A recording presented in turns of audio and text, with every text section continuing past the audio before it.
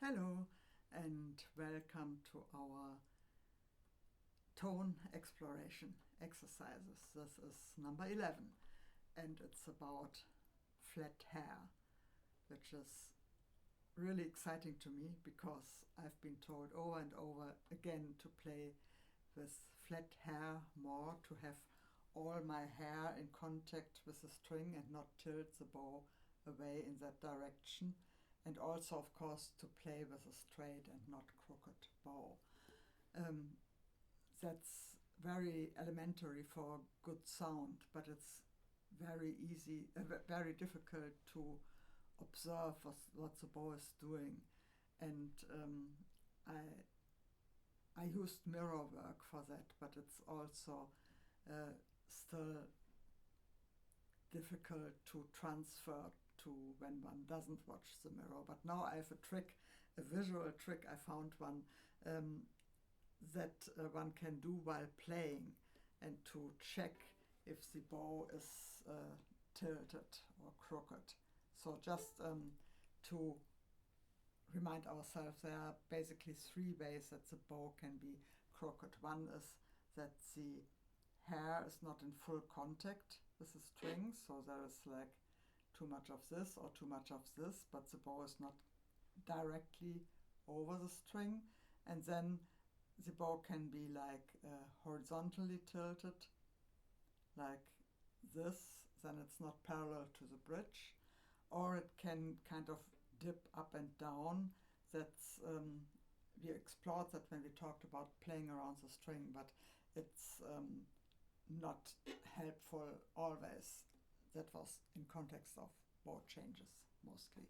So, okay, what is this exciting trick that I found, this exciting visual measure that one can just use while one plays? It has to do with this part of the bow. This here, it's called the ferrule, and that is a little like grip that guides the bow hair into the frog. And if you look at the inside of that ferrule, then it looks like a little half moon, right?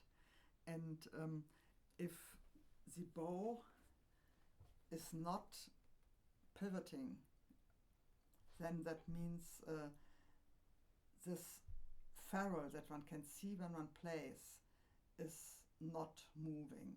It's kind of stable. I mean, it's moving up and down, but if one kind of tilts the bow, of course, the thing will also tilt. And it's a very good indicator if the bow is kind of getting out of its alignment in this way. Also, there is this bottom part where this is kind of mother of pearl thing, and if one can see that while bowing, or even just a little bit, then that means that the bow is tilted too much away from the bridge, and so it's not in full contact. The hair is not in full contact. So if one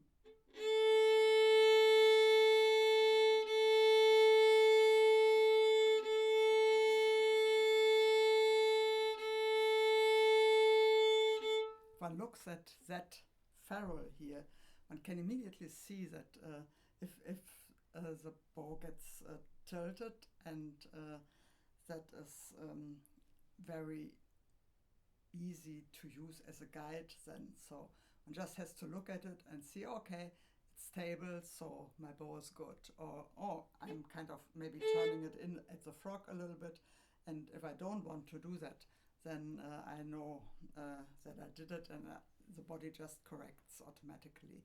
There's not much one has to do. So there's one exercise that I got from Daniel Koganov some time ago already, 2 or 3 years ago, and that is to do with playing with a straight, non-crooked, very even, undisturbed bow that is always, where the hair is always in full contact with the string, in détaché, in faster détaché. So we are maybe used to thinking about straight, non-crooked bow for long bow strokes, but it's also very essential for short and fast bow strokes.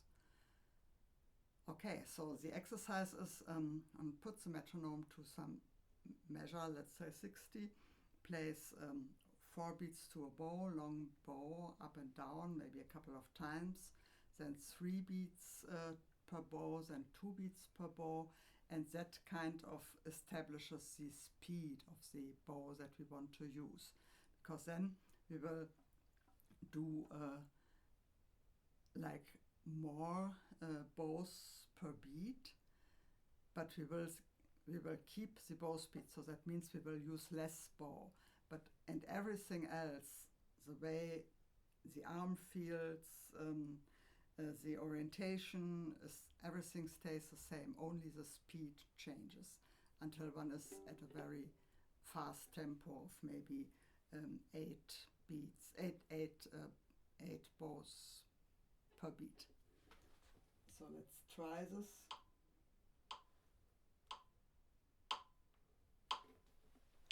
Starting with 4.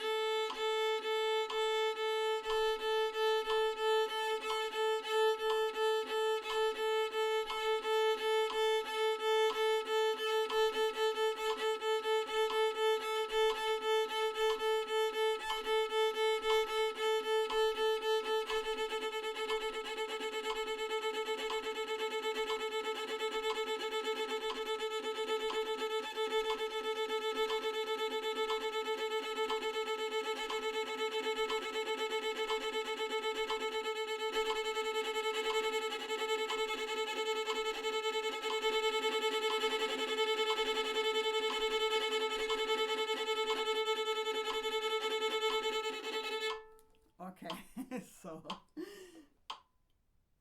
there was some kind of effect that I hadn't noticed when I tried this out before, that I was kind of getting a little bit like tense in my arm. So maybe that's something to watch out for. But I could watch this ferrule part and see that my bow hair was flat all the time. Also, I watched the tip of my bow in the mirror, or can also watch it on the video, of course. And the first time I played, I noticed that I had a little bit too much of this bowing around the string movement.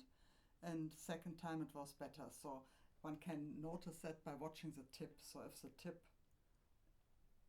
if there's a very small movement where the bow meets the string, then the movement will be much bigger at the tip and very easy to see. So these two visual feedbacks help to keep the bow flat and straight and even. Okay, so I hope you find this helpful. I was excited when I discovered this, and it's still like work to keep the détaché like straight in a sense, not crooked. But it's much easier if one has this feedback with the ferrule and also with the tip. Okay, so let me see how that goes for you and talk to you soon. Bye for now. Bye for now.